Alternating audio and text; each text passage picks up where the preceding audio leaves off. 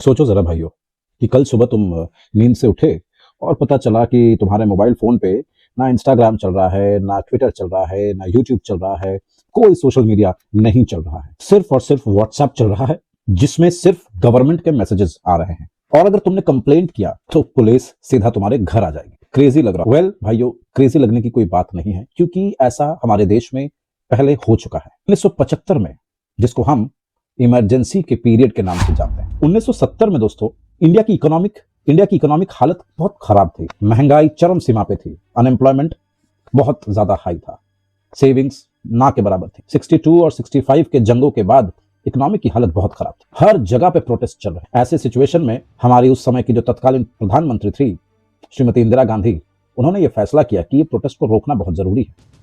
ये उनकी कंट्रोल के बाहर चला जा रहा था और यहां से इलेक्शन जीत पाना काफी मुश्किल हो सकता था उनके लिए। फिर एक कोर्ट केस के दौरान उनकी इलेक्शन के रिजल्ट को इनवैलिड करार कर दिया गया सुप्रीम कोर्ट के द्वारा। और आप सबको पता होगा कि यदि सुप्रीम कोर्ट के द्वारा उनके इलेक्शन को इनवैलिड घोषित कर दिया जाए तो टेक्निकली उस समय इंदिरा गांधी जी को प्राइम मिनिस्टर नहीं बने रहना चाहिए था।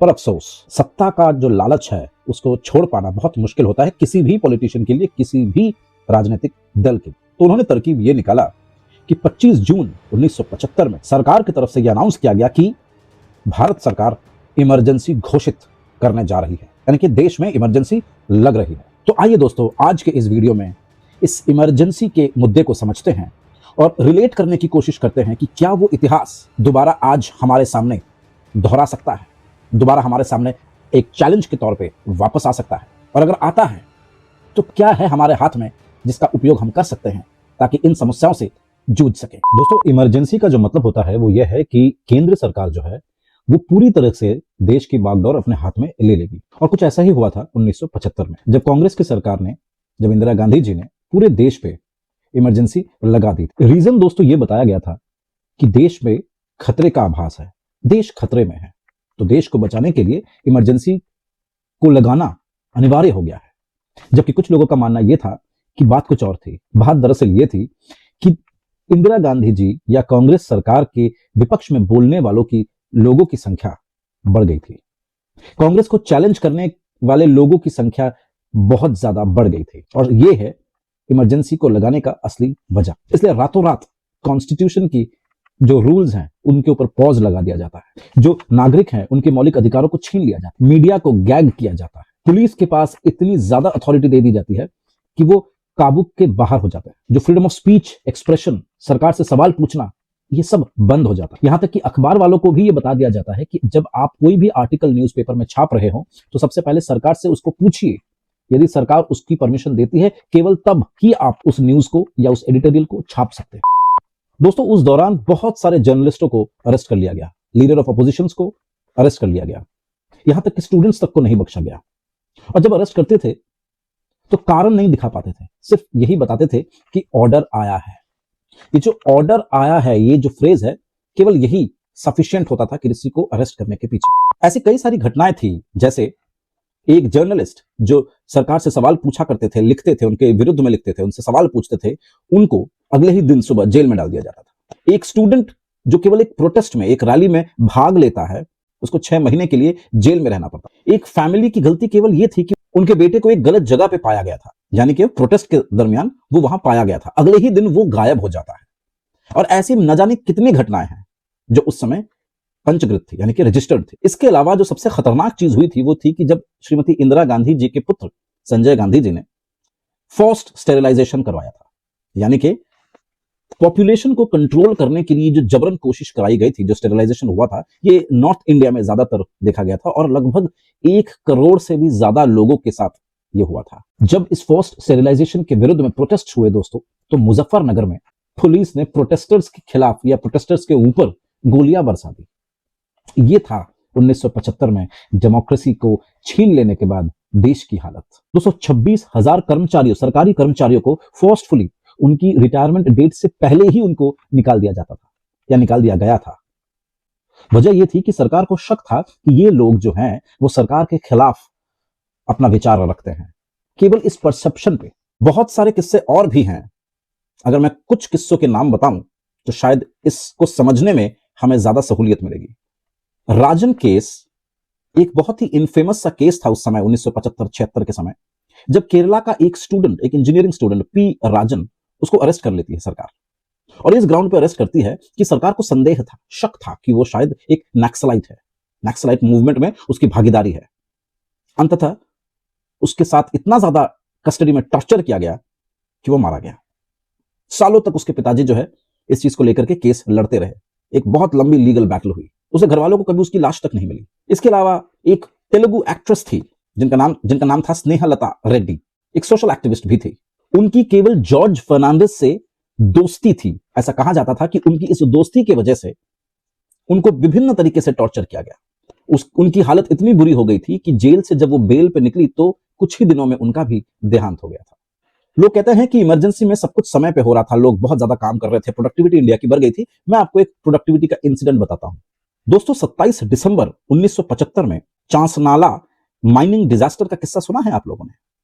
इस किस्से पे थोड़ी रोशनी डालते हैं। इमरजेंसी के दौरान फोकस सिर्फ प्रोडक्टिविटी को बढ़ाने के ऊपर था सरकार का। उन्होंने कंप्लीट तरीके से नेग्लेक्ट कर दिया था कि माइंस के अंदर जो लोग काम कर रहे थे उनकी सेफ्टी के बारे में, क्योंकि उनका मोटो ये था कि प्रोडक्टिविटी को बढ़ाना था किसी भी तरीके से। क्योंकि जैसा हमने वीडियो में बात करी कि 1970 के दशकों से इकोनॉमी काफी गिरी हुई थी, उसको उठाना था, हर हालत में उठाना था। तो एक बहुत बड़ा डिजास्टर होता है दोस्तों उस समय माइंस के अंदर, जिसमें लगभग 375 लोगों की मृत्यु हो जाती है। ये इंडिया की हिस्ट्री में, या इंडिया की डिजास्टर की हम हिस्ट्री की बात करें तो ये वन ऑफ द बिगेस्ट है। हालांकि इस चीज को भी दबाने की सरकार ने पूरी कोशिश करी दोस्तों। यानी कि फ्रीडम जो है वो पूरी तरह से खत्म हो गई थी, तहस नहस हो गया था।